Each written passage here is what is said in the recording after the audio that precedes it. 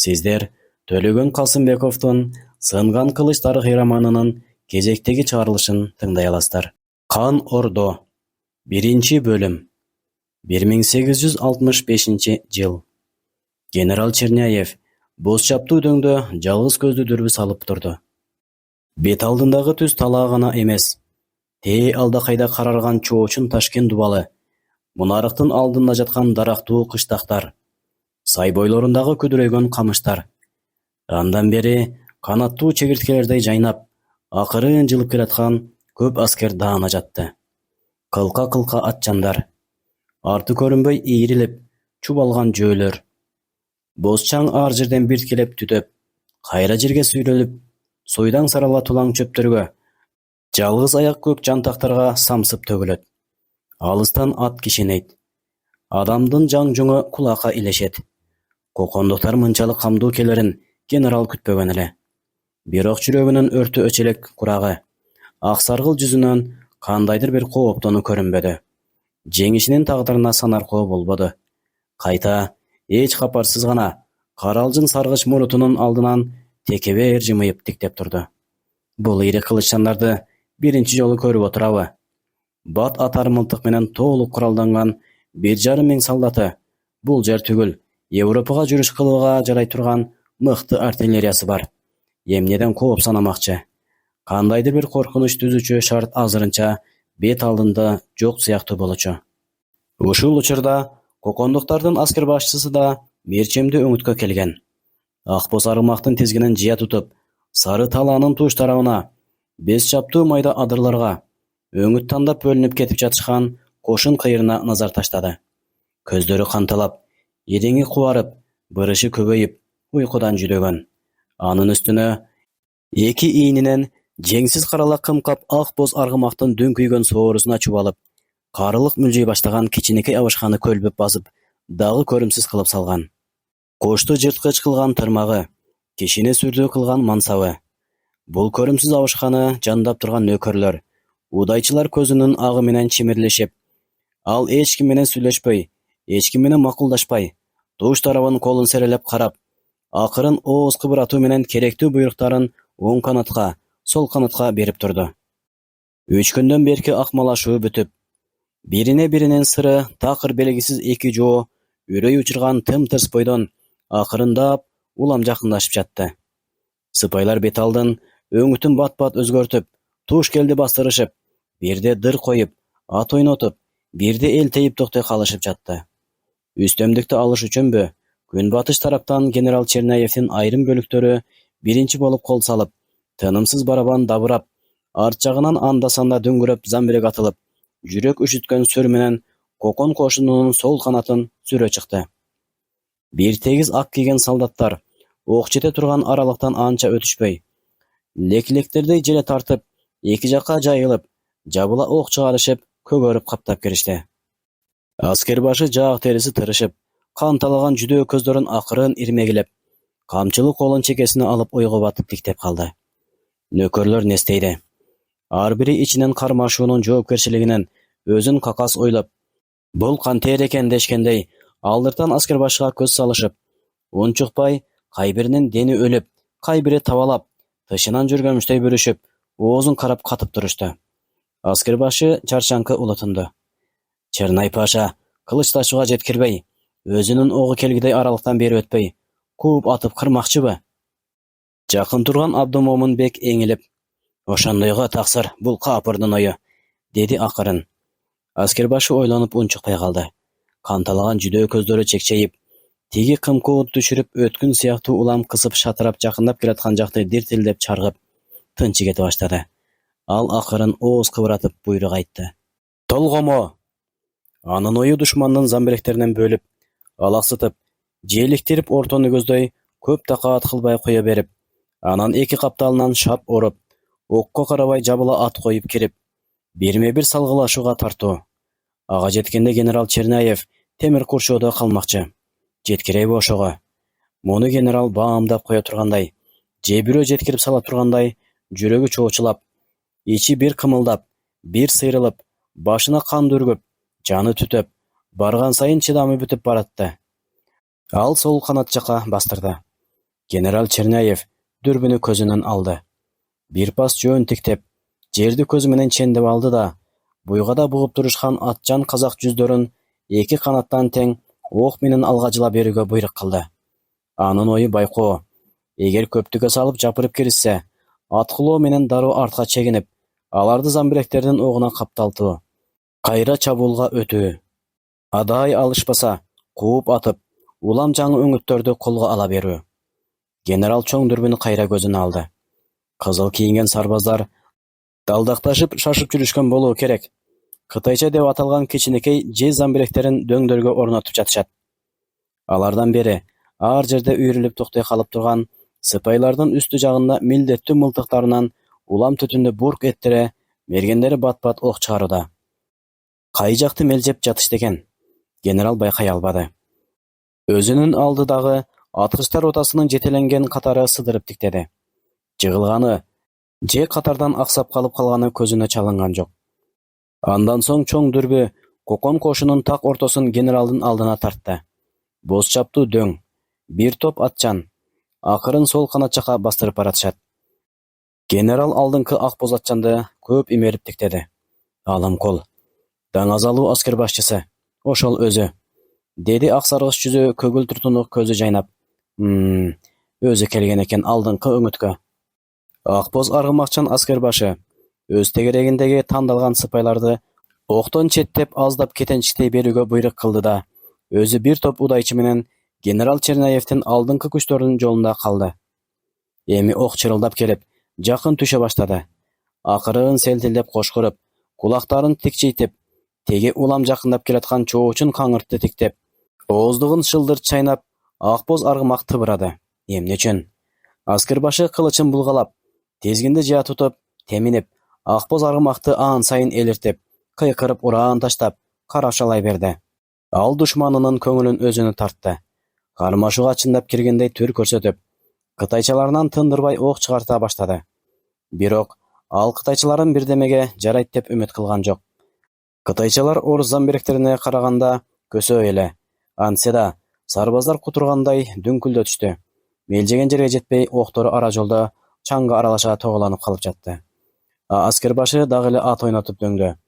Ошол заматта ага жакын турган нөкөрдүн аты чыңырып, кош аяктап тура калды да оңколоп жыгылып түштү. Ээсин баса жыгылды. Тургандардын үрөйү учту. Аскер башы гана өлүм издеген сыяктуу, өжөрлөнүп ат ойнотуп, шаңданып көзгө түшө берди. Генерал Черняев баарын көрүп турду. Ага аскер башы желөккө жигиттей жеңил сезилди. Ал дүрмүнү көзүнөн алып мыйыгынан күлдү. Мына, күнчыгышта октун алдына жылаңач чапмай али бар. Ок баатырды аяйбы? Бул башы менен бул аскер башыбыз бөөдө өлүп калат. Бул менин билишимче Кыргыз Кыпчактын ичкилик уруунан чыккан киши, деп эске салды генералга жакын турган аскерче кийинген ориенталист, Кокон хандыктын эң тынчы жок согушчан катмарынын башкы жол башчысы көсөмү. Ушул мулжуган абышка өз ара кармашуудан быркыранып бузулуп калган уруулардын союзунун кийинки 3 жылдын ичинде өзүнүн акылы менен, айлакерлиги менен, албетте, мүмкүндүгүнүн болушунча кайра бириктирди. Согушка жарамдуулугун бир кыйла көтөрдү. Генерал жактырбады. Ал бет алдын тиктеп турган калыбында өзүнчө күңкүлдөп койду. Баары бир кеч болуп калды. Эми кандай гана тыбырабасын, натыйжасы куру бакыруу, куру жулунуу, окко жылаңач төшүн тосуп чабуу. Алгоо белгилүү иш. Генерал камырабай жерге түкүрүп, аппак жүз арчуу менен эриндерин сүрткөн болду да, каралжын саргыл мурутун сылап туруп, тигил ак боз аттуу топту бир орудие менен аткылоого буйрук кылды. Кана, баатырлыгын көрөлү. Ал дүрбүнү кайра көзүнө кармады. Ушул кароодо орудиясынын кубаттуу ядросы дөмөнү ак чаңга бөлөп, кандай кымкоо түшүрөрүн, ак боз аргымак кызуу кандуу ээсин көтөрүп, кандай ызылдап качып баратканын тамаша кылып тургусу келди. Жок, ак боз аргымак дөңдө жок. Генерал Черняев көзүн парлап алып, кайра кадала тиктеди. Ар жерде көк жантак сербейип, аттын өлүгү жалгыз карарып жатат. Ошол учурда оң жактан да, сол жактан да көп кошун жайнап чыкты. Алдагысы келген экен карыган түлкү. Курчап алгысы бар окшойт, деди генерал Черняев. Азыраак артка, тез! Байланышчы буйрукту алдыңкы аткычтар ротасына алып чыкты. Генералдын иреňi биртике кубарып кетти. Бирок ого бетер мүнөзү жайдары тартып, өрөпкүп чыкты. Тез! Орудиялерге таянып, тегерене коргонуп туралычы. Айтпадым беле. Буларда жылаңачтанып октун алдына чапмай али бар деп. Мейли. Ала чапандарынан ок өтпөй турган болсо, мейли келе берсин, деп сүйлөп, көгүлтүр тунук көздөрү жалтырап, эң алдыңкы топтун тездигин ээрчи тиктеп, тынчы кеткени билинип баратты. Канаттуу атчандар орудиялердин артына өтө чыксачы? Кокон аскер башчысынын жүрөгүн өйгөндө ушул болчу. Дегенде тике качырбастан, душмандын бир канатын толгой качырып, коюн сыяктуу улам сыгып ороло чаап, желкиден уруу, беттеген багытынан ажыратып, аралашып, кылычташууга мажбурлоо. Ал үчүн окко чыдоо керек. Окко чыдаса жеңиш, чыдай албаса чилдей качып кырылыш. Качып кайда барасың? Кайсы убакка чейин качып олтурасың? Ал өрттөнүп, бир жерге тынчып, карап тура албай, туталанып, ар жоокеринин алдына ыйлап бергидей болуп, жаагынын этин жеп, бүт кошунду чабуулга көтөрдү. Айтте! Карышкыр тузакка кабылды. Өзү келип кабылды. Кайттегиле, орогула, тепсе өткүлө. Көп кошун чубалып, кара селдин шарындай түрмөк болуп, эң катуу тездик менен бороондой күөлдөп, генерал Черняевдин сол флангасын жемирип кирди. Ок мөндүр болуп тосту. Тобокелчи жандар өрттөй чатырап, ажал канатына жармашып, кылычтарын булгалап, аттан мурда алга обдулуп, ири алдыда дүрдүгүп баратышты. Хайт! Ызылдаган кыйкырыктан, дабылдын үнүнөн, ат туягынан жер дүңгүрөдү. Генерал Черняевдин бийик жерге катар орнотулган замбиректери жабыла ок бүркүп тосо баштады. Уч каяк аргымактар аралаша тийген ядрадан чакчаңдап, ээлирип качып, өлүктөрдүн үстүнөн жыгылган аттардын үстүнөн так түйүлүп, ок чаңылганы чыңыра кишинеп ала салып, кайбир аттар үзөңгүгө буту илинип калган чалажан кишилерди сүйрөп, кара селдин сүрдөнүндө үркүп чуркап келатты. Кандын жыты, күйгөн дарынын жыты абаны мас кылды. Хайтте! Орогула! Жайпап өткүлө! Тепсеп өткүлө! Хайтте! Аскер башынын үнү бирде өкүмдөнүп буйрук болуп, бирде каар төгүлүп, бирде баш кеңиреткен кымкуут каңырка аралашып, төнүп, кандайдыр алсызданып, жалынып тургандай календердин ырындай муңдуу болуп, чаңдуу абада, канжыттанган кызыл абада, дары жып түтүндүү көк абада калкып турду. Генерал Черняев тегерене коргонду. Солдаттар, атчан казак жүздөрү аттарынан түшүшүп, жерге сулап жатышып, чабуулдан ок менен калкаланышып, теги жапан атчандардын алдына катуу бүлгүн түшүрүп, бирок кантсе да кысылып, аздап артка чегинип турууга мажбур болуп жатышты. Кокондуктар өжөрлөнүп, кырылганына карабай, күбүлгөнүнө карабай, суудай каптап, ири алды кылычташууга үлгүрө тургандай болуп келатты. Генерал Черняевдин жүзүнөн текебер жылмаюу кете баштады. Ок канчага жарар экен? Жапан атчандар канчага чыдаар экен? Анын жүрөгүн дүкүлдөтүп, жапан атчандар оролуп баратты. Жанындагы нөкөрлөрүнөн кымкуутта аскер башы ажырай түшкөн эле. Бир гана удайчысы ээрчип жүрдү. Ал эч адашпай, эч калбай, көлөкөсү сыяктуу ээрчип жүрдү. Аты да кара, өзүнүн иреňи да кара, түнөрүңкү, суз муздак болчу. Эриндерин бек кымтып, агы көрүнбөгөн кичинекей жылтыр көздөрүн былк эттирбей, аскер башыны дайыма тиктеп жүрдү. Колунда милтелүү кара мылтык. Милтесинин такыр чок өчүрбөйт.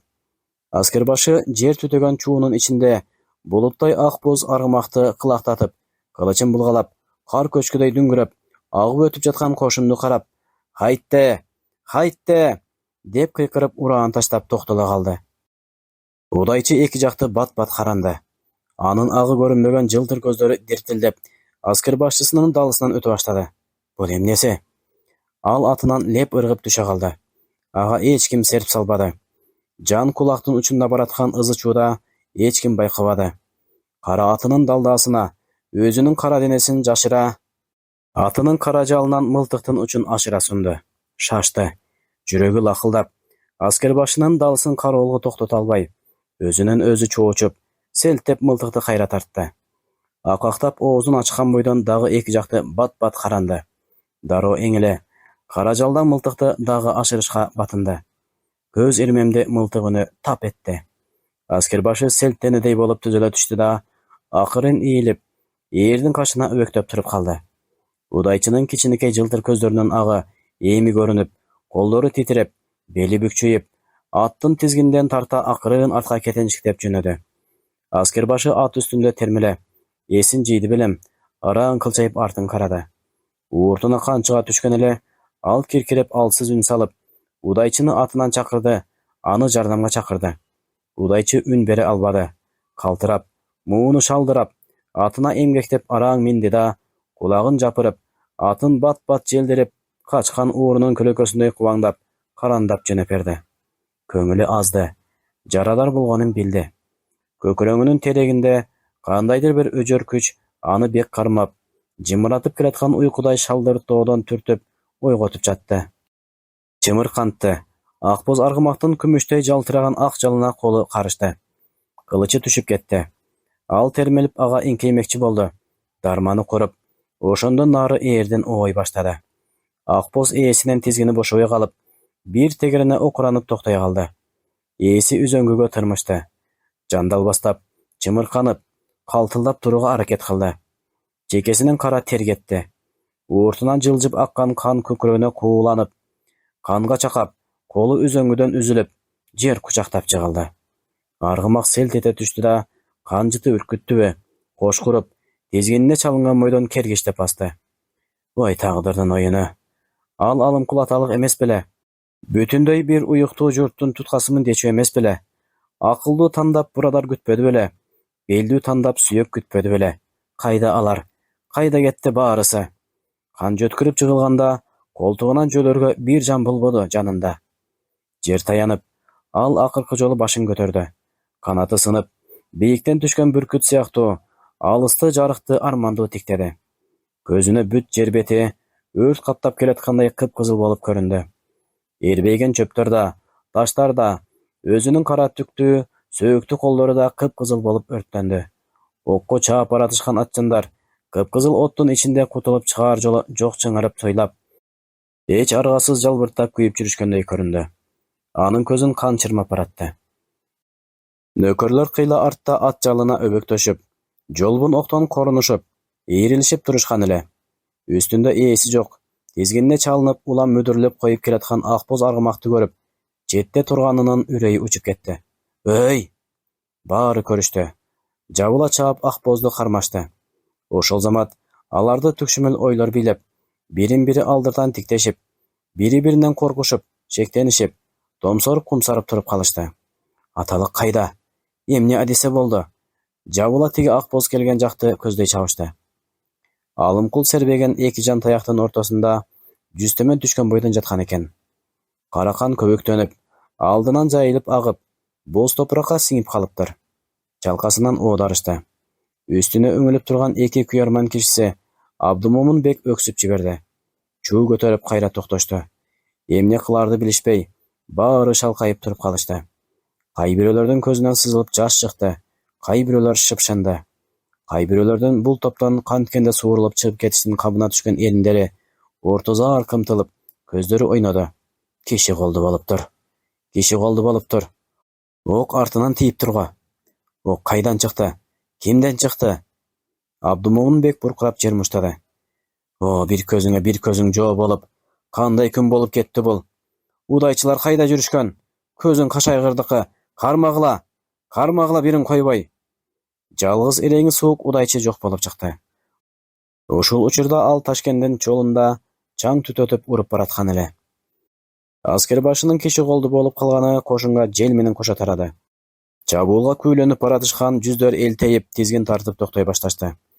Биринен бири шек санап, биринен бири абайлап, кандайдыр бир кескин сөзгө, кескин кадамга барбай, миңбашылар нестейди, паңсаттар нестейди. Кимге кулак тутушат, кимдин буйругун угушат. Бири да мындай кылалы деп алдыга чыга албады.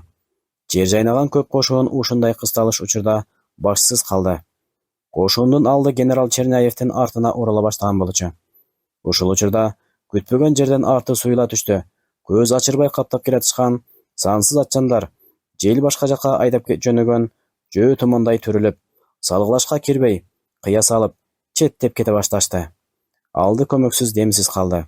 Таш менен урса жеткидей жакындап, түз атылган окторго калбыр болуп, бири калбай жер кучактап жыгылышты. Үзөңгүгө буту илинип калган өлүктөрдү сүйрөп, чаңырып кишенеп, кергиштеп качып жүргөн аттар да кутулган жок. Ырайымсыз коргошун ок кубалап, издеп тийди. Генерал Черняев оңолууга дароо мүмкүнчүлүк алып, өңүттөрүн тез бекемдеп, экинчи чабуулду күтүп калды. Экинчи чабуул кай тараптан келер экен? Ал дүрбү салып, мээрчемдүү багыттарды арытып карады. Шектүү эчтеме жок. Ар кайсы дөңдө бүлбүлдөп майда туулар көрүнүп, туу түбүндө чакырган давылдардын үндөрү дүңкүлдөп чыга баштады. Генералдын көз алдында эмелеки суудай бирүктүү кошун майда-майда топ болуп, бөлүнүп чаап, майданды таштап, тууларды карай самсып тарады. Буларга эмне болду? Кандай аскер башы өңүтүн таштап чыга берет ушундай саатта? Генерал ишене албады. Каарыган карышкыр дагы бир шумдугун көрсөткүсү келди бекен же?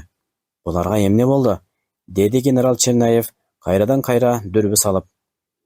Мына сага күн чыгыш. Улам бир күтүлбөгөн ишке урунасын. Ойноктогон ак боз ат эч жерден дүрбүнүн көзүнө илинбей койду. Көк өзөн.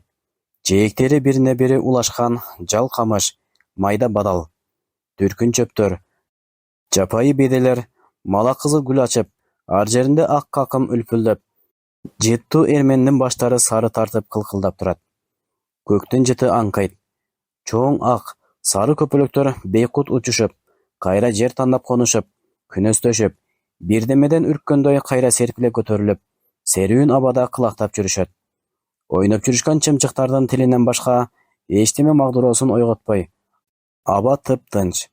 Теңирберди жашыл адырдан чөп басып кеткен бир таман ири жол менен колунду сарала бээсин жай бастырып, өзөн боюна түшүп келди.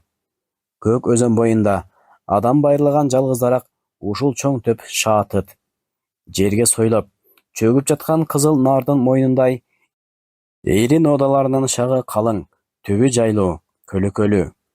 Жел болбосо да, башына майда толкун жүрүп, балыгы үрккөн көлдүн бетиндей жыбырап, көйкөлүп, дайыма акырын шыбырап турар эле.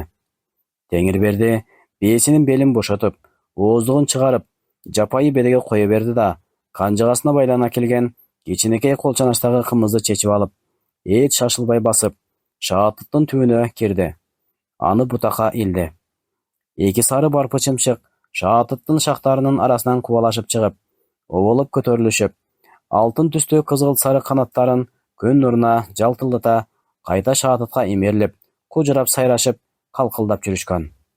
Кары ошолорду тиктеп, тилин тыңшап, канаттарынын жалтылдаганына таңыркап, бир пас турду да, анан өзү курактуу кары адамдардын адатын кылып, ичинин тирүүлүгүнө шүгүрчүлүк келтирип, күңгүрөнүп, тиги арпа жайга карай бет алды. Качан бышат? Ал бүгүн да арпасын көрүү үчүн келген болчу. Эрте айдалып, убагында жаан көрүп, жакшы баш алган арпалар мөлтүрөп башын көтөрө албай, бирине бири ыгып, шыгырап, сансыз кылкандары кылкылдап, жай алдынан коңур желине акырын көлбүп, сүт даны ыдырап, көңүл тойдуруп турган. Данбагар карынын жүзү күлүңдөп, көздөрүнөн тирүү учкундар жалтылдап, арпадан бир баш үзүп ушалап данын чыгарды да, алаканына тоголонуп түшкөн бадырайган көк данды тырмактап көрүп, кубанып башын ийкеди. Бая күнү сүт эле, бүгүн дүмбүл болуптур. Көп калса, дагы бир жумалык жакшы калыптыр. Бир жумадан кийин тартынбай четинен келип тесте кылып, көжөлүк чыгара берсе болот экен, Кудай буйрса. Ал данды жерге таштагысы келген жок. Алаканына чогултуп туруп, насыбай аткансып оозуна кагып салып алды. Эми карынын көзү алыска кетти. Теги коргондой айланада бир тегиз бүлбүлдөп турган ак карлуу чокуларды, сургулт булуттарды, ошол тарапка акырындап сүзүп бараткан күн чарасын чаргып өттү. Колуна жуккан арпанын көк тыпынын каккылап, дандын тузу жок ширесин мүлжүңдөп шимип, ою эчтемеге аралашпай, колун артына алып, арпаны жээктеп кыдырып басты. Ал арык, бою узун, сөөктүү адам болчу. Сакалы чачы көк ала. Ылдый түшүп, сакалына жалганышып турган сыйда муруту кыроодой ак. Кылдары жоон тартып, суюлуп, арбайып өсүп кеткен каштары гана али капкара. Жүзү коло сыяктуу. Терең буручтары ашык чийини жок, көзгө жылуу. Ал акылман сөөлөттүү адам эле. Нарытан шаатыттын түбүнө аттуу киши келди. Бул ким болуп кетти? Кары көздөрүн парлап, кычыктарын жырт айтып кадала тиктеп, аттуунун түшүп жатканын көрүп, ашыкпай баягысындай эле илең салаң бут шилтеп, шаатытка көптө араң келди. Эң мурда байланып турган атты карады, тааныган жок. Аттын ээси камчысын бүктөй кармап, колдорун артына алып, суу жакты карап турган экен. Ал абышканын басып келаткан добушун угаар замат бурулуп карап, алдын тоса басты. Кары чочуркап тиктеп, оозу бош салам айтты. Кол алышып көрүшкөн соң, Мүнүшкөр Сарыбай турбайсыңбы? Кел. Отур. Сарыбай күлгөн болду. Келчү эмес элең. Теңирберди капыстан келген мейманына бутакта илинип турган карала ички талпакты салып, кадырлап отургузуп, өзү как жерге чөктүштү. Кыйгач тийген күндүн көзү чалып өткөн жердин табына карынын тизеси жылып, жаны сүйүнүп кетти. Сарым, келчү эмес элең, жол болсун. Сарыбай сейрек сары сакалдуу, көзүнүн үстү кабарчыктаган, эти жука киши эле. Кебези тайыз кашкары чапанды саймалуу сары кең чалбарга шымданып койгон. Бутунда тумшугу чукчуйган көн өтүк, колунда күмүш камчы. Бекерчилик, Теңирберди аке. Карааным төлөп отурат. Бекерчи болсоң, мына жакында тарууң башалат. Келип таруу корушсаңчы, деп Теңирберди абышка тамаша сөз жиберип, кызыл ээк оозун ачып кыкылдап күлүп калды. Бүркөтөңдү үксөйтүп, тыттын башына кондуруп койсоң болду. Ошондо эле чымчык атпай, бу чөлкөмгө жолобой калат. Сарыбай күлүп, ал дагы тамашага жараша жооп кылды. Бүркөтөмдүн тырмак акызы кандай болор экен, Теңирберди аке? Тең шерик. Жылда эле, Теңирберди аке, бүркүтүмдү тытыңыздын башына кондуруп берип, мээнетиңизге тең шерик боло берем го. Ошент. Анда ат тердетпей үйдө жатып, жан бага берип турбаймынбы? Күлүп калышты. Күлкүдөн соң Теңирберди үрпөйгөн кара каштарын ылдый салып, «Түзүк, Сарым», деди.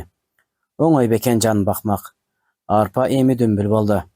2-3 тутам жулуп алып барып, балдарга куйкалап берип алдап турсамбы деп келдим эле.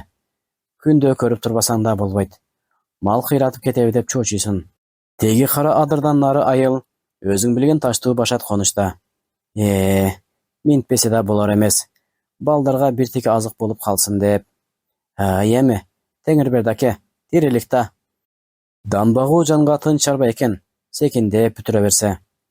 Мал артында чөптүн гүлүн, суунун тунугун, абанын салкынын кууп, ээн көчүп конуп жүргөн элетте дан багуу сейрегиш. Карыптын оокаты дешет. Бир илешсе, колундагы 4 түлүгүн барымтага куудуруп, же жутка кырдырып алып чарасыз күнгө калгандар илешет. Бир илешсе, дандын баркын түшүнгөн, даамын алып, кубатын сезген илешет. Болбосо, мындан көрөкчө ит агытып, капкан салып, куш таптап, аңчылык кылышты, же кылдан кыйкым чыгарып, коңшу уруну барымталап талаганды оңой көрүшөт. Муну ата заманынан боло жүргөн иш деп билишет. Сарыбай мүнүшкөр Теңирбердинин көңүлүн гана улап койду. Караан бүркүт салып, талаадан каалаганын алдырып, карды ачпай, тоону тозбой, дайыма кубанч. Тамаша менен өмүр сүрүп келаткан мырза, аңчы, мынтип жакада дан багып отурган кедей жамааттын кимисинен болсо да, өзүн өйдө сезет. Мындай бакырчылыкка эч качан табаты жок. Бизде ырыскыбызды Теңирим тоого чачкан, дейт ою. Бул ой анын тиричилигинин жобосу. Өмүр камынан санаасы тынч мүнүшкөр, курсагы ток баладай, колундагы күмүш камчысынын бүлдүргөнүн эрмектеп ойноп отурду. Сиздин жашыңызга жеткен бар, жетпеген бар. Кайрылып салам айтып өтөйүн дедим, Теңирберди аке. Кудай жалгасын, Сарым. Куру кол келе албай, деп Сарыбай саймалуу жан баштыгын аңтарып, ичинен аң терисин алып, карынын алдына таштады. Учурашканым болсун деп, Теңирберди аке, тебетелик бир сүлөөсүн ала келдим эле. Теңирберди апкаарып сүлөөсүнгө колун суна албай отуруп калды. Сарыбай сынап карап, тартуусу менен аны абдан кубантканына өзү да кубанды. Бир кардан кийинки соңорду алынган эле. Күмүш кылкан, жаман да болсо жакшыдай көрүп, кийип коерсуз, Теңирберди аке. Теңирберди ыкчам туруп, акчыл булуттай сур сүлөөсүнүн тумшугунан силкти. Бою менен тең болуп, куйругу жер чийип, күмүш кылкандары сеңселе түшүп, тери дагы көркүнө чыга түштү. Жаман болбай калсын бул, деди Теңирберди көзү жайнап. Тебетейге чоңду кылат. Оба, мына чоң абдан. Муну ичике жака кылдырсам болчудай. Тебетейди да көрө жатарбыз. Мейле, Теңирберди аке. Тебетейдин жарасы бир калтардыр. Ошону айта, мүнүшкерим. Теңирберди кол чаначындагы кымызын чечти. Оозу кайрылган чаначты улам бири көтөрүп жутуп коюшуп, мейирлешип сүйлөшүп, алар көпкө отурушту. Сөз сагынып калган Теңирберди күн ылдыйлаганга дейре Сарыбайды жанынан жылдырбады.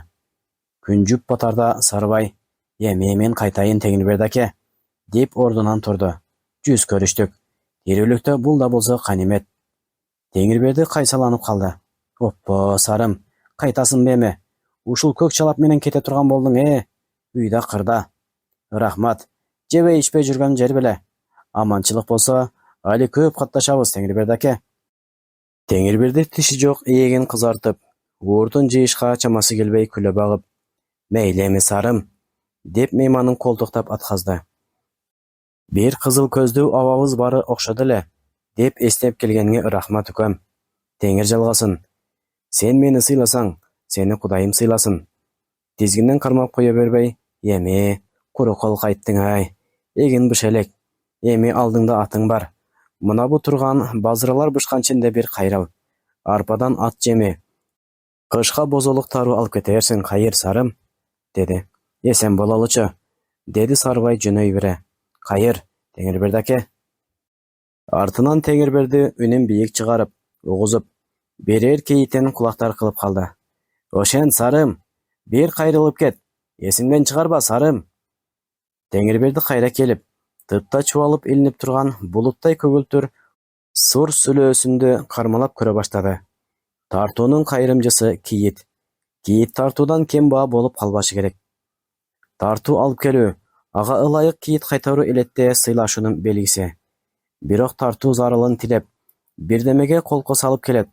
Ошол жагына караганда, бул түбү кишилердин ортосундагы алыш-бериш алакасы, ич-ара жүргүзгөн соодасы өңдүү. Теңирберди тартуунун кийитине бир улоо дан чактап, мүнүшкөр ошого ыраазы болор, деп ичинен ойлонду. Күн калкылдап, тоодон нары эңкейип, көк өзөнгө жымыраган салкын кеч кирип келатты. Кубалап тийген октордон үркүп, өтө кысталыш жерде колбашчыны мерт кылган ичтеги тымызын күч жүрөккө күдүк салып, уясына аңчы киргенин туюп калган бүркүттөрдөй шашыла. Ата-эне, асыл-кеч жар, сүйгүнчүк бала, калган мекен конуш кайдасын деп, күнү-түнү тынбай ат зоруктуруп, жол жүрүп, колго жеткен 500 жигит кайтып келатты. Алыстан бүлбүлдөп ак жоолук салынып тосуп турган эне сыяктуу тааныш тоо кыркалары көрүнө баштап, дагы катуу дегдетип сагыныч сүрөдү. Көйнөктөрү этке жармашып, такым тырышып, аттары сууга түшкөн торгойдой шөмтүрөп арып, Ташкенттен чыкканы 7-нчи таң сүргөндө, адыр этектен жаздоо конуштарга кез келишти. Эл кайда? Сары журт, гүлү көгөрүп жаткан жер кемеге, калып калган куу казык, сарала чөптөрдү шуудуратып, мал көп жатып, чаңдак кылган такырларды үйлөп, майда жел жортмолоп жүрөт. Тээ башаттуу сай жактан сагызганын шакылактаган үнү чыгып, анда-санда карала канаты кылак этип, бадалдын арасына кайра жоголот. Мындан башка тири жандын шарпасы жок. Айлана жымчырт эле. Бул жерлердин эли өйдөлөп, малга жайлуу оттуу жайыттарга көчүп кетишкен экен. Ушул сары журтту да болсо көрүп, көңүлдөрү тынып, чарчаганды эми сезишип, аттарды жайдактап жашанга кой беришти да, ээр жазданып сулап жатып калышты. Түн жарымы ооп калган эле. Кул киши көк өзөндөн эрте чыгып, салкында жол арутуп алайын деп, ал эч токтобой келаткан. Бир кайкыга чыга бергенде, жолдун эки тарабынан тең кобур үндөр, аттардын күрт-күрт оттогону, бышкырыгы угулду. Ал жерде жылтылдап от көрүндү. Бул эски журтка келип конгон ким? Кул кишинин жүрөгү шуудей түштү. Көзүнө жол каракчылары элестеп, денеси муздап кетти. Ал көп жигиттердин ортосунда, көрпөчөнүн үстүндө чыканактап жаткан кишини алдына жеткирилди. Тиги бет алдын тешетиктеп, ойго батып былк этпейт. Жашы 30-дар чамасында. Кабагы бүркөө. Башын кызыл менен танган. Жүзбашчылык султаны чыкчырылып, чым көк кемзолун шымданып койгон чалбардын багалегинен кызыл булгаары өтүктүн тумшуктары чукчуйуп чыгып турду. Төш жарыча ийри кылыч белине илинип, нары булайып жатты. Кул киши көрөрү менен тааныды. Бекназар. Кул киши акырын салам берди. Бекназар үндү тааный койду окшойт. Жалт тиктеп өйдө бола калды. Кул киши эреркеп кетти. Бекназар, кагалайын. Жигит бири колдоп, эсен соо кайттыңарбы? Бекназар кул киши тууганынын колун алып, бооруна тартасыга кармап көрүштү. Кулаке, малжан эсенби? Эл тынчпы, кулаке? Шүгөр, элиң жатат да, өзүңөр эсен келсеңер болбодубу? Бекназардын кабагы биртке ачылып, мандаш урунду. Кулаке, жол болсун. Кайда баратасыз түн катып? Баягы көртөр элек да, Бекназар. Базарга кетип баратам. Аштыгың быша электир. Ошентип. Арпа бышыгына дагы бир жумача бар. Эми сарала болду. Бала эмес, өзүбүз ачуу айран менен көк кылдыркыбызга ачыгып кеттик. Чыдай албагандан, төштөн бир туп арчаны жыгып, өрттөй салып, 2-3 көжөлүк агушак таап келе коеюн деп, көмүрүн атка теңденип алып, жөнөп келет ханым. Теңирберди абамдардын айылы каерде? Таштуу башат конушта. Быйыл баарыбыз эле ошол жердебиз. Теңирберди абам өзү арпасын малдан кооруп, өзөн боюнда жүрөт эле. Бекназардын кабагы кайра бүркөлдү. Дагы унчукпай ойго бата, бир чекетти тиктеп, бир убакта: "Кулаке, кайт. Ушул жерден кайта бер", деди акырын сүйлөп. Кул киши башка сөзгө өтпөдү. "Мейли", деди ал эси эңгирип. Бекназар дагы бир чекти тиктеп, бул кетпей кул киши менен иши болбой калды. Ушундан кийин гана тегеректеп отурушкан жигиттер кул кишини бияка тартышып, жабалактап көрүшө башташты. "Кулаке, бери карачы. Биздин маали кайсы конушта?" "Биздикичи, кулаке. Быйыл от кандай? Мал семирдиби? Өлүм житим жокпу?" Кул киши жооп берип жатты. Анын көңүлү бөлүндү болду. Ушул жерден кайта бер деген сөз жүрөгүн өйүдү. Атайы чыгып, кайта куру кол кантип барам айылга деп, ичи быша баштады. Жигиттерден араң бошонду. Аты эсине ошондо келди. "Бай, менин атым кайда калды?" деп сурады Эшимбет карбаластап. "Көп аскердин, бири минип кете берип жүрбөсүн?" "Минип кетип каяка алып барат, карайлы, оттоп тургандыр." Кул киши сары атын чоң жолдун астынан тапты. Үстүндөгү 2 тең көмүрү ооп, бооруна түшүп, тизгинине чалынып, бир жерден жыла албай туруп калыптыр. Эстүү макулук арыз кылып окуранып жиберди. Кылычтын сыныгындай жалтырап төбөдө асылып турган ай чубалган бир үзүм булутту аралап кирди. Жыгышчак агарып келатты. Оттун алсыз жарыгы Бекназардын кара сур жүзүн бир жарык кылып, бир көлөкөлөнтүп турду. "Бекназар аке, сизди паңсат күтүп отурат", деди бир жигит отко жакын келип. Бекназардын кабагы дагы бүркөлүп унчукпады. Жакырып келген жигит жооп күткөндөй болуп, бир пас турду да, кайрып сөз айта албай топтун акырын суурулуп чыгып кетти. "Аттар даярбы?" деди Бекназар өз жигиттерине. "Даяр, Бекназар аке." Бекназар ордунан турду. Эшим элирген каракашка аргамакты алдына тарта берди. Бекназар атка минген жок. Нары обочо жерде бүлбүлдөп күйүп жаткан от жакты карай ыкчам басып жөнөдү. Эшим бир колуна өзүнүн атын, бир колуна каракашка аргамакты жетелеп, логлоп чуркап, Бекназардын артынан кетти. Калган жигиттер да аттуу жөө болушуп ээрчиди. Бекназар келгенде топ жарыла берди. Оттун жогору жагында кымкап тонду желбегей жамынып, чарчагансып үлдүрөп отурган киши гана козголбоду. Эки көзү чекчеген арык киши, суюк буурул сакалы бар эле. Сеңсилеген ак көрпө тебетейи арт жагында чөптүн үстүндө жатты. Ал жайынча карамана топучан отурду. Кокон ордосунун бул аксы багытындагы таасирдүү кишиси, аскер ишинде паңсат атагы бар бий Абыл болчу.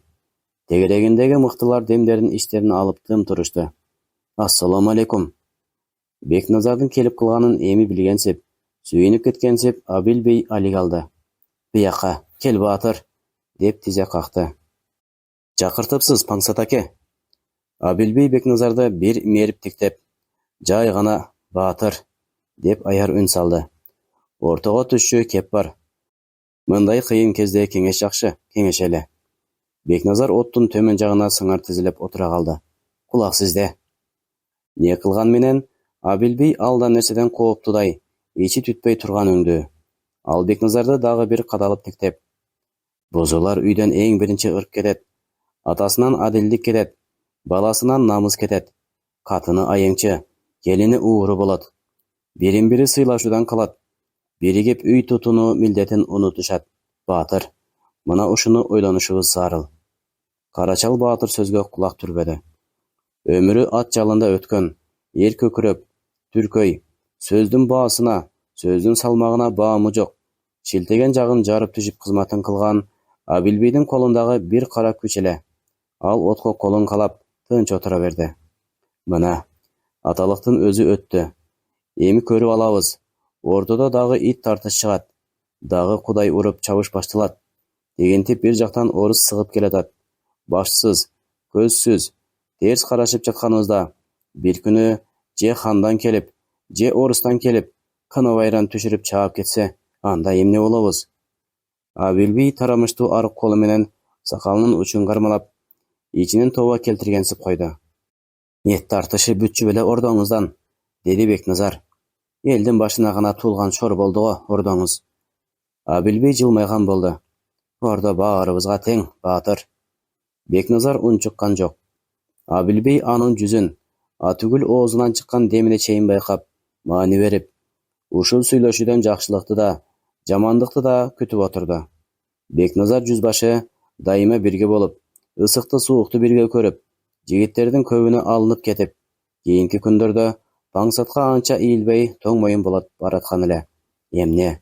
Мунун бир да айта албай жүргөн кенеси, ала албай жүргөн кеги барбы? Алымкул аталыктын киши колду болушу булардын ортосун ого бетер суутуп кетти. Эч пайдасы жок дайым эле бузула берген ордодон такыр көңүлү калып, ордого жакын киши деп мурда эле кыртыш сүйбөгөн Бекназар паңсатты жек көрүп калган болчу. Жолу бир болсо да, Ташкенден бери бет келишип, кеп тартышканы ушул. Абилбей Бекназардын кабагын көрдү. Ал азыр ар кандай жыйынтыкка даяр. Бир көңүлү ачылыча кой деди. Салт эрежесин, уруулаш туугандыкты ортого салып да болсо, мындай чалкеш учурда өз ордун, өз таасирин бул чапчаң жүзбашыдан өйдө сактап калууга чакырды. Бир көңүлү бул чалкеш учурда муну да алысынан таптап, жумша, өзүң боюңду качырып, милдеттен алысыраак тур, замандын түрүнө кара деди. Анын арык бетинин оту дирт-дирт этип, уйкудан жабыркаган көздөрү Бекназарды бат-бат чалып турду. Бизге азыр ырк зарыл, Баатыр. Бекназар да бирдемени күтүп, оттун кызылын тиктеген бойдон былк этпей отуруп, паңсаттын акыркы сөзүнө макул болуп, акырын баш ийкеди. Мындай учурда, Баатыр, өзүңдөн өтөрү жок. Саруу уругунун колуна өзүң баш бол, деди ал кеп чыгарып. Муну элге барып, каары жашын бүт чогулдуп алдына айтсак болот эле. Бирок жигиттер чарчады. Үй-үйүнө тарап кеткен соң, кайра үйрөлүп биригиш узагына тартаар. Ошон үчүн артыкпаш жыйыны жок. Аттан дегенде түп көтөр аттана бере турган кылып, тартипти мукулдаш зарыл. Жигиттер кимдин үнүн тыңшашын, кай туунун түбүнө топтолушун азыр эле аныктап билип тараш зарыл. Сынай тиктеп отуруп артынан: керек этсең, мына биз даярбыз. Биздей жашуу улуу кишилерден кеңеш ала жүрөрсүн, деп акырын кошумчалады. Паңсаттын оюнда теги ушул сөздү угаары менен ыргып туруп таазим кылып, рахматын билдирип жиберет го деп биртеке үмүтү турган. Бекназар үн катпай, былк этпей, өзгөрбөй койду. Бейдин аяр көздөрү анын кебетесинен сенсиз да, сенин тапшырыгыңсыз да жигиттерге сөз өтөт деген пикирди окуду. Ичи сыйрылды. Бекер айттыбы? Көптүрүп алдыбы буну? Көздөрү чекчейип, чинекеле баштады. А Бекназар да паңсаттын ичиндеги куюнду сезди. Куюн уюлуп келип, ташка урунуп, бир шойкон чыгарышка деми жетпей, сынып жок болуп кетип жатканын көрүп турду. Көрөбүз. Өзүнө ишенген токтоо жооп Абилбейдин канын муздатып жиберди. Ал тиштенип араң карманып токтоду. Мейли алсын аскер ишин. Бул чалкеш мезгилде жүгүн жолуна көтөрсүн, милдетин мойну менен тартсын. Сейрек буурул кылдар баскан жука эрене араң жылмайды. Анда жарыя кылалы. Жана жолго камынууга буйрук болгондон бери Жигиттер топурап, аттарын издеп табышып, токушуп, от жаккандар отторун өчүрүп, дүүлүгүп жатышкан эле.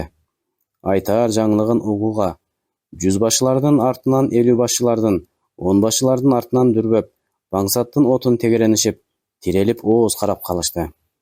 Абилбий да, Карачал да, Бекназар да аттанышты. Ушундан соң Бекназар булдурсунду бүктөй кармап, Абилбий жака жүз буруп, бирок бетине тике карабай, ага сөз койгонсуп калды. Абилбий муну билип, алдыңкы жигит башчыларды бир эмере тиктеп, тамагын жасады. Жакын тургандар тым-тырс болду. Баатырлар, деп кайрылды Паңсат. Жаңылык бир эле сөз. Мына элдин четинде турабыз. Мындан нары жол улам айрылган сайын, арууруктун жигиттери өз айылына бөлүнүп кете берсе болот. Бирок жигиттер бир нерсени так билип кетиши өтө зарыл. Ошону гана кулакка салып коелу, деп. Ушундан соң ал тоолуктардын оң, сол канатын бириктирген эзелки салтын, улуу алдында кичүү ийменип, төбөсү көккө жетип кеткен күндө да ызат билиш сыпаалыгын айтып, аларды шарият менен бекемдеп өттү. Анан иштин ток этерине келди. Өзүңөр көрдүңөр, ордо дагы бузулду. Тияктан тигинтип орус кысып чыкты. Муну да өзүңөр көрдүңөр. Мындай учурда ээн баштык ыркты кетирет, колду байлайт. Келер жоонун алдында бизди алсыз кылат. Ошон үчүн баатырлар, колубуз бир адамга баш кое турган болсун. Мен кары адаммын. Тилинде эми бар. Билегинде күчү бар жаш азаматтардан тандап, саркер көтөрүп алгыла. Бекназар баатырдан өтөрү жок. Буга кандай дейсиңер? Жалпыга угузуп, эмне болсоң ошол бол деп таштап салбаспыз баатырды. Баштаган, жаки бүтүргөн, жаки кылам деген иштерине башында болуп, колубуздан келсе, акылыбыз жетсе ийрисин түзөп, кемдигин бүтөп турарбыз, деп кошумчалады. Бул жаңы кабар жол алууга дүрдүгүп турган 500 колдун кыйрына толкун түшүрдү. Бир тарабы ачык кубаныч билдирип, Бекназарлап ураан кыйкырып, түндү башына көтөрө башташты. Бир тарабы күйүлдөп, өз ара талаш куруп, сөздүн акырына каралашып, жай толкуду. Ушулардын баарын байкап, Абилбей кайта ичи тарып кетти, бирок сыр бербеди. Бекназар колго таазим кылды. Жигиттердин четинде кимдир бирөө Бекназарлап кыйкырды. Бекназар үн чыккан жака серп таштап, ким экенин тааный алган жок. Бозомтук таңкы шоола ичинде кара атчан ат ойнотуп камчысын булгалап турганын гана көрдү. Жигиттер, деди Бекназар. Кайраттуулган бийик үнү чууну шарт жарып өттү. Паңсаттын каалоосун уктуңуздар. Эгер ушундай чалкеш заманда Сары Таман атыңардын күчүн, башыңардын баасын мага ишенип, мени ээрчип, мага жол койгуңар келсе, анда аскер ишиндеги мен ойлогон ойго, мен баштаган, мен бүтүргөн бүтүмгө ким гана болбосун, киши киришпесин. Биринчи шартым ушул. Бул эскертүү так өзүнө айтылып жатканын Абилбейдин аяр көкүрөгү кантип түшүнбөй өткөрөт. Эски айлекер мостойду. Нечен ордо шумдуктарына катышып көргөн куу ушул азыр ичине алданып турганын тутуйду. Бирок анын сериги акылы, бул жанкечти жүзбашы менен азырынча мамилени жамандыкка айланткысы келбей, баардык ызасын, заарын жашырып, кадимкисиндей жакшы жымыйып турду. Бекназардын көкүрөгүндө зарде бар. Ал амалды бирөөгө кызмат кылыш үчүн эмес, бирөөлөрдүн үстүнөн бийлик жүргүзүш үчүн ала турган кишилерден эле. Абилбей муну жактырчу. Эскертүү өзүнө катуу тийсе да, тен берип калды. Бекназарды колдоп, үндөр күйүлдөп, арттагы атчандар улам сыгып теминип келишип, орто тарып кетти. Жигиттер, деди Бекназар дагы. 6 ай бою түзүктөп бел чечинбей, көйнөгүбүз этибизге катты. Жапырт коштоду үндөр. Бой жазышыбыз керек. Мына эми улам тоого өйдөлөгөн сайын, айылыбыз кезигет. Бириндеп калып отурабыз. Окко учкан курдаштарыбызды туугандарына угузуп, ариетин кылып, анан үйүбүзгө тарап кетебиз. Ошол бойдон кабарсыз кетишпейли. Ар айылдан бирден жигит менен байланышып жоготпой жүрсүн. Бул зарыл. Баардык жамандыкка камдуу туралы. Андан аркысы бара-бара көрүнө жатар. Баатырлар, эң акыркы шартым бул. Дагы кандай шарт?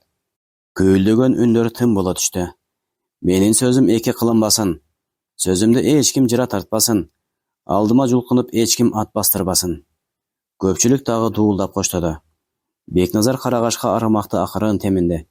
Тарткыла. Ушердеги 2 күндүк өргүүдө тыныга түшкөн аргымак эйлери баш көтөрүп, алчактап биринчи болуп топтон суурулду. Жер жарыгып келатты. Жигиттер ондон болуп, топ кармап, кылка тартып тоо аралап сапар алды. Бирдекиде мындай сүрдөөнгө аралашып көрбөгөн кул киши башы айланып, кайда басаарын билбей калдастап, атын араң тапты. Кайда бастыруу керек? Көмүрүн кайра артына албай, же таштап сала албай, башын салбыратып туруп калды. Уста сарт ашыналарынан дүкөнүнө көмүрдү түшүрүп берип, кайрымчысына 1-2 кадак как өрүк, же көйнөктүк бөз, көжөлүк агушак сатып алып, бүсүгүндөн кайтмак. Ушуну менен балдарын сүйүнтмөк, айылды бапыратмак. Өзү да базарлап келгенине корстон болуп, ууртун жайып бейпил күлөт эле. Ушундай дайыма бола жүрчү, жай тирилигинин капыстан бузулуп турганы ага кейиштүү болду. Унчукпай бастырып кете да бере албады. Акыркы тооптордун бирине илешип, көмүрдөн божоткон 2 жаман кабын көчүгүнө басып, өгүздөй ыкшоо сары атты салпаң теминип артынан түштү. Бекназар эң алдыда. Каракашка аргымактын жол жоргосу менен келатты. Артында эшим. Паңсат ойго алдырып, андасанда Бекназар жакка назар таштап, ан сайын ичи бышып, ич бышуусу ачууга айланып, ачуусун тышка чыгара албай эрдин тиштеп, көзүн сүзүп тим болуп келет. Паңсат ошол бойдон тынчый албайт. Сөзүмдү эч ким жыра тартпасын. Алдыма эч ким ат бастырбасын. Атаңдын көрү ай. Хандарды чүкөдөй өкчөгөн миңбашылар мындай сөздөрдү ачык оозуна алган беле. Паңсаттын жүрөгү сыгылды. Айзада Каракөз Башатка 2 челек ийиндеп сууга келди. Башатта бир топ жылкы суу ичип болуп, эми кайда тартаарды билбегендей топурап, ныксырашып турушкан эле. Башаттан жылжып аккан тунук суу калың жалбызды аралап агып, майда көк көпөлөктөр кылакташып нымга конушуп, калкылдап кайра учушуп, чиркей аңдыган ийнеликтер жылжыган суунун бетине жакын ойсуңдоп чабыт кылып жүрүштү. Айзада келгенде жылкылар талыкшып басып, төшкө жайылды. Келин челектерин жерге коюп, Каракөз Башаттын күзгү болуп, түптүз болуп, мемиреп жаткан бетин тиктеди. Түбүнөн көк кумдарды чертип, бүртүп кайнап турган тунук Башат келиндин сүрөтүн өзүнө тартты. Жаш жубандын сулуу жүзүн сагыныч кагаздай агарткан, кабагын сууз кылган, каштарын жыйрып, кабак бүркөө ага жарашпайт эле. Ал дайыма жаркырап, көз кубанта турууга жаралган бир көркөм жан эле. Каралжын сууга чөгүп турган өзүнө таңыркады. Саамайына кол тийгизип, жаагын сылай келип токтоп, ушунчалык аздыңбы деп сурагандай болду. Ал акырын улутунду да, акырын сызылтып, муңдуу кыңылдап ичинен ырдады. Келиндин жүрөк арзуусу жел менен учуп, ыргалышкан гүлдөрдү аралап, акбаш кулунчактын башында Башаттын бошошун күтүп күндү тиктеп, бейпил сайрап отурган сарала чымчыктын нары кетип, тынч абага сиңип жатты. Баш кошконуна жыл маалы болбой, темир кошунга алынды. Дин чакырып жатат дешти, хан чакырып жатат дешти, дүңгүрөп аттанып кетишти. Жыл айланды, кабар жок. Алгач анча билбей жаркылдап жүрүп, бара-бара жаштыгы денесине сыйбаган жаш жубан жалгызсырап, бир нерсеси кемтиги, жан кубанычы жоктугу сезилип, көңүлүнө туңгуюк коопта түшүп куса болду. Кай түндөрү ит үрсө эшикке жүгүрүп чыгат. Ар бир шып эткен дабышка кулак түрүп, иттин үнүнүн алда кайда орнуп кетип жатканын жаңырыгын улам дем тартпай тыңшачу. Мындайда келинин тышка чыкканын жан эле билип, кантер экен дегендей байымын басып уйкусуз жаткан сак кайнине кара күчкө жөтөлөр эле. Ушунун өзү анын үйгө тез киришин талап кылуу. Келин кыңырылып, үйгө кирип, көшөгөсүн бүлкүлдөтүп акырын ачып кирип, төшөгүнө өткөндө, «Я, мал үрктүбү?» деп кыңкыстап сурап, чын оюн нары катып, ошонусу менен келин эмне үчүн түнкүсүн тышка бат-бат чыга берерин чеккенсичү. Кандайдыр жат көздүн азгырынан корugансычу. Жөн эле, дечү Айзада кымырылып. Ал түркүн кыялдарга батып, абышка менен кемпирдин тамагынан кыр-кыр этип дем тартып жатышканын угуп, тыштагы дарактын башында тынымсыз сайраган сүт актын жалынычтуу үнүн тыңшап, көп түндөрдү кирпик какпай да өткөрчү. Айзада көзүнүн жашын тазалап, 2 челегине суу ийиндин ордуна турганда, кычтоо жактан келген ийри жолдон булуттан үзүлүп түшө калгандай карайып, бир оор топ атчан чыга берди. Кодом шамал сүргөн тумандай дуулдап, тобун бузбай жүрүстөрү катуу. Арасынан кайбир аттардын басыгы тааныш сезилип кетти. Темирлер бекен. Челектериндеги суу чайпалганда, төгүлгөнүнө карабай ал дагы шашылды. Атчандар улам жакындады. Бөлөктөр окшойт. Темир көрүнгөн жок. Айылдын тушуна келгенде эле шарт бурулуп, теминип дуу өкүрүп жиберишти. Боорум, боорум, курдашым, курдашымдан айрылдым. О, курдашымдан айрылдым кокуй. Айзаданын ийнинен челектери түшүп кетти. Көздөрү чымырап, аркайган тоолор теңселип, арчалар каралуу зайып болуп көрүндү. Ким? Айзада дагы эле жакшы үмүттөн ажырай албай, калтылдап турду. Мууну титиреди. Ким? Айзада үйдөн чаңырып чыгып, ак чачтарын саксаңдатып, ар кимге бир чуркап жүргөн кайненесин көрдү. Ошол замат таноолору кыпчылып, эки зайып ага жетип келди. Эмне? Деп тили көрмөлбөй, кетенчиктеди Айзада. Ал кумсарган зайыптардын бири келип эле колдон алды. Туйгунун колдон учуптур бейбак. Андан аркысын сезбеди. Ал месирейип туруп, кой, андай дебе, оозуңа карап сүйлө, ошондой да тамаша болчу беле, деди. Катындардын көзүнөн мөлтүлдеп жаш чыкты. Ошондо бир таңыркап, бир коркуп тиктеп, эриндери титирек басып, кача турган өңдөнүп боюн жыйрып, көздөрү чекирейип барып, Айзада эсин алдырды. Жамаат чогулду. Өкүрүк тоо титиретти. Бекназар баштаган топ өкүрүп бүтүшүп, кумсарып ар кимиси ар жерде сыңар тизилип отуруп калышты. Эшим гана жаңы өкүрүктөрдү тосуп, кырчоо кармап, бөйрөгүн таянып, кубатым сенден айрылдым, деп бүткүл денеси менен солкулдап өксүп турду. Бекназар сыңар тизилип, булдурсунду бүктөй кармап жерге мадап таянып, былк этпей катып отурду. Теңирберди үйгө жөнөнүп, кыбыланы карап нес болуп, нуру кеткен кызыл көздөрүнөн жаш да көрүнбөй, тең иреңи жыгачтай кубарып, сакалы сербейип, колдору калтырап отурду. Анда-санда, о каралдым, о эркетайым, деп боздоп отурду. Айзаданы зайыптар үйүнө алып келишти. Башына кара чүмкөп, терс каратып, чачын кардай жайып отурган кайненесинин катарына алып келишти. Келин эсине келе албады. Ой бейбак, ой бейтаалай, деп келиндин абалына боор ачып, өзү да кемшиңдеп ыйлап, бир кемпир бетине суу чачты. Айзада көзүн ачты, кайра өрттөнүп, мен кантем, деп буулугуп, кармап отурган катындардан колдорун сууруп алып, чаңырып бетине тырмак салып жиберди. Эки бетинен шилбинин ашындай идирип кан төгүлө түштү. Чуу басаңдаганда Бекназар баш көтөрүп, Теңирбердиге кайрат айтты. Кайрат кылап аке. Жазмыш ушул экен. Отургандар дуу коштоду. Энди.